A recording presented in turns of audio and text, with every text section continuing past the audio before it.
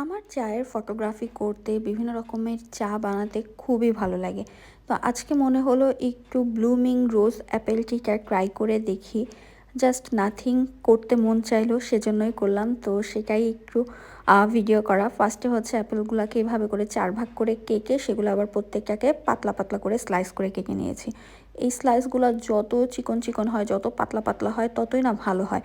আমি অ্যাকচুয়ালি কাটার দিয়ে সেভাবে করে কাটতে পারছিলাম না, সেজন্য পরে নাইফ ইউজ করেই নিজে নিজে কেটেছি। একটু মোটা হয়েছে, আর একটু পাতলা হলে আরও ভালো হতো, বাট যাই হোক ব্যাপার না।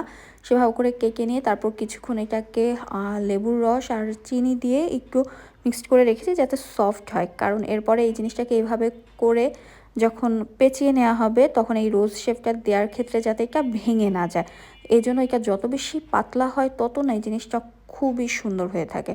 যাই হোক তারপরে আমি করে নিলাম। দেন এটাকে আবার হচ্ছে আরও কিছু রোজের যে পাপড়িগুলো আছে সেগুলো করে নেওয়ার চেষ্টা করলাম, এবং এরপরে আমি এটাকে কাপের মধ্যে দিয়ে কাপের মধ্যে বসিয়ে সেট করে এর ভিতরে চা ঢেলে দিয়েছি, এবং চা ঢালার সময় আমার রোজটা ব্লুমিং হওয়ার আগেই হচ্ছে জিনিসটা একটু বাঁকা হয়ে গিয়েছে, সেটাকে আমি আবার স্পুন দিয়ে একটু ঠিক করে নিয়েছি। অ্যান্ড এই যে এটা নট ব্যাড, তাই না? দেখতে কিন্তু খুবই সুন্দর হয়েছে। খেতে যেমনই হোক না কেন, দেখতে সুন্দর হওয়াটাই হচ্ছে আসল কথা।